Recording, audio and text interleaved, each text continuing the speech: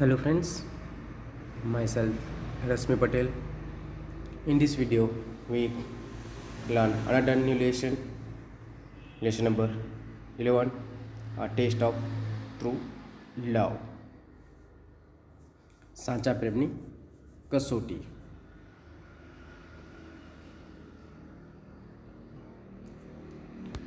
We start our lesson.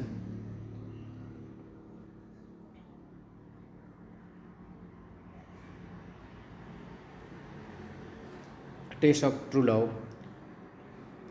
I will explain your difficult meaning, translation, and tell a story and read a lesson for you.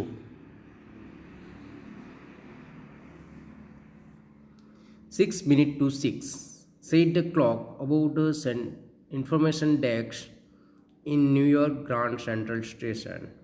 6 minutes to 6. 6 minute two 6 એટલે 2 એટલે બાકી હોવું. 6 વાગવામાં કેટલી minute બાકી હતી? 6 minute બાકી હતી. Okay, and 6 minute pass, 6 pass to 6 pass એટલે વટી ગઈ. 6 ને 6 થઈ ગયું, પાસ થઈ ગયું એટલે 6 ને 6 થઈ ગયું. બટ 6 મિનિટ ટુ 6 એટલે 6માં 6 મિનિટ બાકી હતી.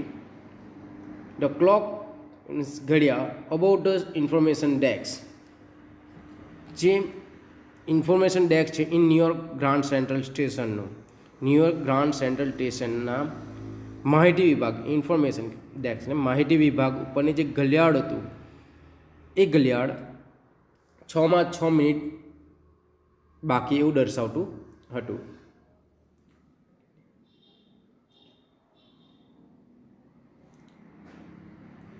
A tall young lieutenant lifted his face, narrowed his eyes, and noted the time. Lieutenant, lieutenant એક એટલે સિપાહી પણ છે, એક સિપાહી કહી શકીએ. તો અટોલ કેવો છે? ઊંચો. યંગ યુવાન. લિફ્ટ હિઝ ફેસ એના ચહેરાને ઊંચું કર્યું, એમના ફેસને ઊંચું કર્યું. નેરો હિઝ આઈઝ નાની આંખો કરી, નરી આંખો કરી. એન્ડ નોટ ધ ટાઈમ અને ટાઈમ નોંધ્યો. એક યુવાન લેફ્ટનન્ટે એનું માથું ઊંચું કર્યું, આંખો નાની કરી અને સમય નોંધ્યો. His heart was beating fast. Beating એટલે ધબકારા. એમનું જે હૃદય હતું એ ઝડપથી ધબકી રહ્યું હતું. જે લેફ્ટનન્ટ છે એમનું હૃદય ઝડપથી ધબકી રહ્યું હતું. In 6 minute he was going to see the woman who had been in his thought for the past 13 months. અને એ શા માટે એનું હૃદય ઝડપથી ધબકી રહ્યું હતું? તો એનું રીઝન આપ્યું છે. શા માટે એ ઝડપથી ધબકી રહ્યું હતું? તો છેલ્લા 13 મહિના પાસ્ટ 13 months, છેલ્લા 13 મહિનાથી જેનો તેણે સતત વિચાર કર્યો, જેનો તેણે સતત વિચાર કર્યો હતો, એ સ્ત્રીને મળવા જઈ રહ્યો હતો. છેલ્લા 13 મહિનાથી જેનો તેણે સતત વિચાર કર્યો હતો તે સ્ત્રીને એ 6 મિનિટની અંદર મળવા જઈ રહ્યો હતો. He had never seen the woman. At her words written in her letter had meant a great deal to him.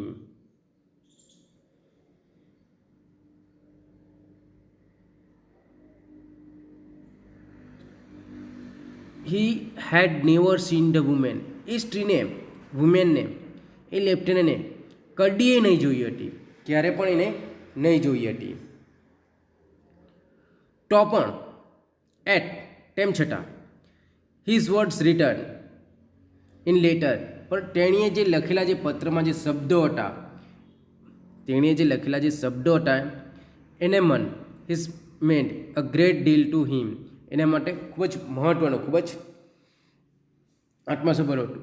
કેવું હતું? ખૂબ જ ભારે મહત્ત્વ હતું, ખૂબ જ એને લાગણી હતી. તેણે આ સ્ત્રીને ક્યારેય ન જોઈ હતી, તો પણ તેના પત્રમાં તેણે લખેલા શબ્દોનું તેને મન ભારે મહત્વ હતું. શા માટે ભારે મહત્વ હતું જોઈએ, આપ્યું છે. Of course there will be time when you are afraid. Imagine you can hear my voice saying to you, I shall fear not even death in battle. શું કહ્યું હતું? એવો પણ સમય આવશે, ઓફકોર્સ ચોક્કસ એવો પણ સમય આવશે જ્યારે તમે શું થઈ જશો? ડરી જશો. અફ્રેડ, સ્કેર, ડરી જશો. અને તમે એવી કલ્પના કરજો, એવી કલ્પના કરજો, ઇમેજિન મીન્સ કલ્પના કરજો કે તમે હું તમને કંઈક કહી રહ્યો છું, તમે મારો અવાજ સાંભળી શકો છો, એવી કલ્પના કરજો. I shall fear not even death in battle. યુદ્ધમાં, બેટલ મીન્સ યુદ્ધમાં મૃત્યુથી પણ હું ડરીશ નહીં. Fear not even death in battle. I repeat full sentence. Of course એવો પણ સમય આવશે, ચોક્કસ એવો પણ સમય આવશે જ્યારે તમે ખૂબ જ ડરી જશો, તમને ખૂબ જ ડર લાગશે, અને તમે એવી કલ્પના કરજો કે તમને હું કહેતી હોઉં તેવો મારો અવાજ સાંભળી શકો. અને યુદ્ધમાં મૃત્યુથી પણ હું ડરીશ નહીં.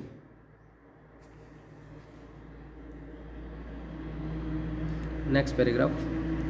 He had remembered these words and they had given him new strength. New strength means નવી શક્તિ પૂરી પાડવી. ને આ જે શબ્દો હતા એ he had remembered એને યાદ હતા. આ જે શબ્દો હતા એમણે યાદ રાખ્યા હતા, અને આ શબ્દોને તેને એક નવી શક્તિ, સ્ટ્રેન્થ પૂરું પાડ્યું હતું. શેના બેટ? Now he was going to hear her real voice.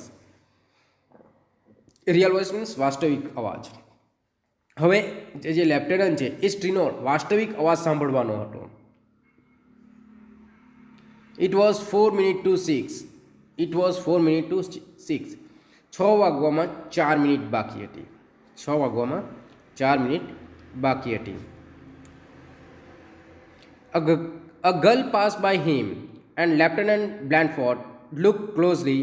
She was wearing a flower, but it was a white rose. A girl passed by him. એક છોકરી લેફ્ટનન્ટ પાસેથી પસાર થાય છે. And lieutenant Blandford look closely. અને lieutenant Blandford જે છે એ છોકરીને નજીકથી જુએ છે. She was wearing a flower. પણ એ છોકરીએ ફ્લાવર્સ તો લગાવ્યું હતું, એમણે એક ગુલાબનું ફૂલ તો લગાવ્યું હતું, પરંતુ it was a white rose. પણ એ રોઝ કેવું હતું?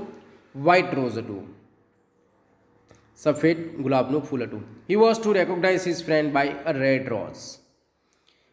પણ લેફ્ટનન્ટે એની જે મિત્ર હતી, જે સ્ત્રીને મળવા જઈ રહ્યો હતો, એને ઓળખવાની હતી. કેવી રીતે? Red rose. રેડ મીન્સ લાલ ગુલાબથી એને ઓળખવું હતું. બિસાઇડ, તદુપરાંત, this girl was only about 18. પરંતુ આ જે છોકરી હતી, જે વ્હાઇટ રોઝ વાળી, એ કેટલા યર્સની હતી? લગભગ 18 વર્ષની, 18 વર્ષના આસપાસની એજની હતી. અને મિનેલ હેડ ટોલ્ડ હિમ સી વોઝ 30. અને મિનેલે એને કહ્યું હતું, જે સ્ત્રીને મળવા જઈ રહ્યો હતો એ સ્ત્રીનું નામ છે મિનેલ. અને મિનેલે એને કહ્યું હતું કે 30 વર્ષની છે, એ પોતે 30 વર્ષની છે, 30. His mind went back to the book he had read in the training camp. Of Human Bondage was the title of the novel, and throughout its pages were notes in a woman's handwriting. His mind went back to the book he had read in the training camp. Training camp દરમિયાન જે લેફ્ટનન્ટે જે પુસ્તક વાંચ્યું હતું તેને યાદ આવ્યું. Training camp દરમિયાન જ્યારે લેફ્ટનન્ટે એક પુસ્તક વાંચ્યું હતું એ પુસ્તકની એને યાદ આવ્યું. અને નોવેલ છે એટલે કે નવલકથાનું જે ટાઇટલ હતું એ ટાઇટલ શું હતું? Of human bondage. And throughout its pages were note in a woman's handwriting. અને તેના દરેક જે પેજીસ હતા એ પેજીસ પર સ્ત્રીના હસ્તાક્ષર નોંધ હતી, સ્ત્રીના હસ્તાક્ષરની નોંધ હતી, હેન્ડ રાઇટિંગ, હસ્તાક્ષર કહીએ એને આપણે, ઓકે. હસ્તાક્ષરની શું હતી? નોટ એટલે નોન્સ હતી. He had never believed that a woman could understand a man's thought so well. અને એક સ્ત્રી, અ વુમેન, એક સ્ત્રી એક પુરુષના મનને, એક સ્ત્રી એક પુરુષના મનના વિચારોને આટલી સારી રીતે અન્ડરસ્ટેન્ડિંગ કરી શકે, સમજી શકે, એવું લેફ્ટનન્ટ હેડ નેવર બિલીવ, એ કદીએ માન્યું ન હતું. એક સ્ત્રી પુરુષના વિચારોને આટલી સારી રીતે સમજી શકે એવું તેણે કદીએ માન્યું ન હતું. Never believe.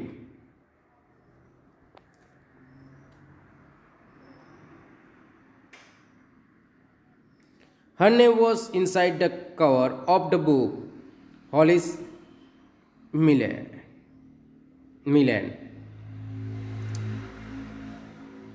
પુસ્તકનો જે અંદરનો ભાગ હતો, ઇનસાઇડ ધ કવરની અંદરનો જે ભાગ હતો એના પર એ પુસ્તક પર એનું નામ લખ્યું હતું, હોલિસ મિનેલ. He had found her address in a New York telephone directory. તમે જોઈએ હશે ટેલિફોન ડાયરેક્ટરી, જેની અંદર બધા જ ટેલિફોન ડાયરેક્ટરીની અંદર કોન્ટેક્ટ નંબર્સ હોય, બધાના જ contact number.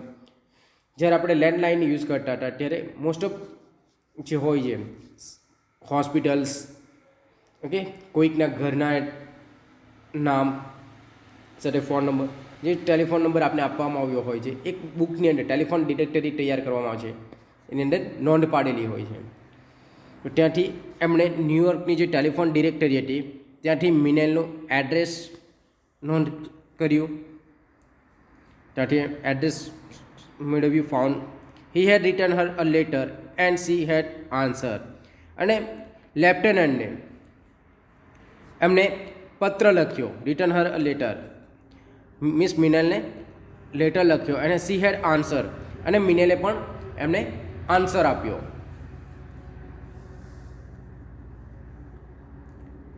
The next day his army group had moved overseas, but he had Hollis Minnell had continued writing to each other.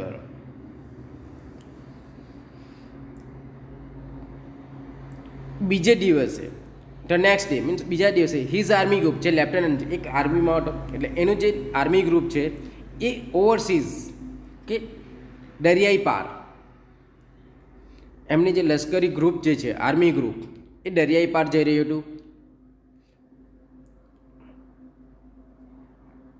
પરંતુ જે લેફ્ટનન્ટ છે અને હોલિસ મિનેલ જે છે એમણે એકબીજાને પત્ર લખવાનો ચાલુ જ રાખ્યો, એકબીજાને પરસ્પર પત્ર ઇચ અધર મીન્સ પરસ્પર એકબીજાને પત્ર લખવાનું ચાલુ જ રાખ્યું.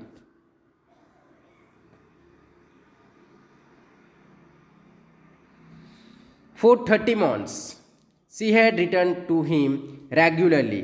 Even when his letter did not arrive, she kept on writing.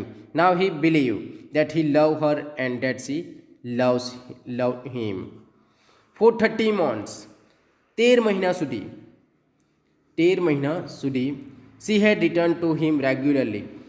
Miss મિનેલે લેફ્ટનન્ટને પત્ર લખવાનું ચાલુ જ રાખ્યું, રેગ્યુલરલી નિયમિત પત્ર લખવાનું ચાલુ રાખ્યું, એટલે લખતી હતી.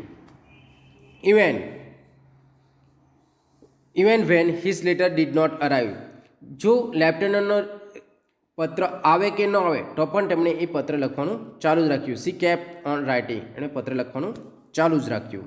નાવ હી બિલીવ, હવે જે બ્લેન્ડફોર્ડ, લેફ્ટનન્ટ બ્લેન્ડફોર્ડ જે છે, ઓકે, ધેટ હી લવ હર, તેને લાગ્યું કે હું એને પ્રેમ કરું છું. લેફ્ટનન્ટ મિસ મિનેલને પ્રેમ કરે છે અને એન્ડ ધેટ સી લવ હિમ, અને મિસ મિનેલ જે છે એ લેફ્ટનન્ટને પ્રેમ કરે છે એવું એમને લાગ્યું. કોને?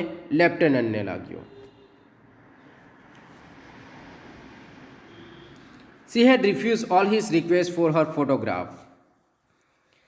લેફ્ટનન્ટને ફોટોગ્રાફ માટેની રિક્વેસ્ટ કરી, પર મિસ મિનેલે ફોટોગ્રાફ આપવા માટેની જે એની વિનંતી હતી, રિક્વેસ્ટ હતી, એને શું કર્યું? નકારી કાઢી, રિફ્યુઝ કરી નાખી. She had explained, અને એણે સમજાવતા કહ્યું, એણે ક્લિયર કર્યું, if your feeling for me has any reality my looks won't matter.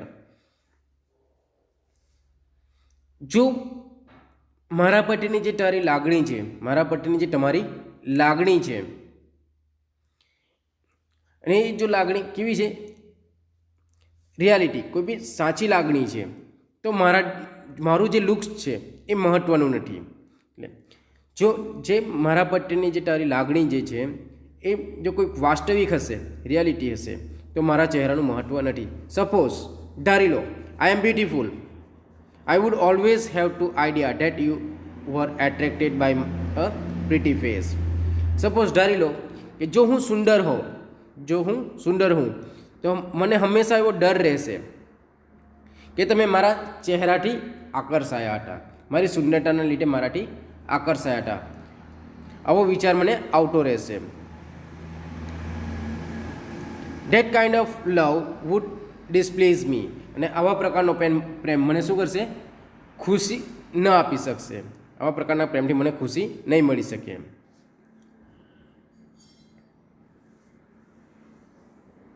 Suppose ધારી લો, I am not pretty, then I would always fear that you were writing to me because you were lonely. અને suppose ધારી લો કે હું સુંદર નથી,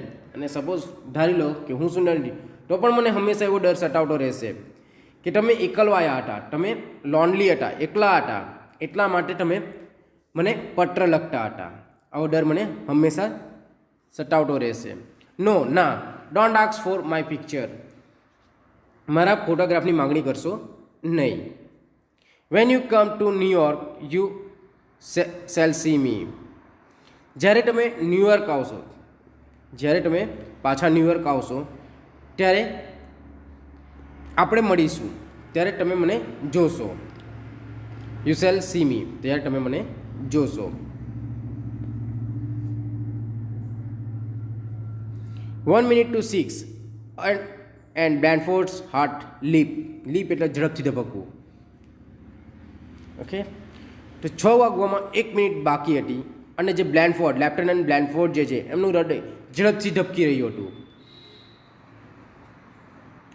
In this video, we stop here. In next video, we continue our lesson. Thank you for watching this video.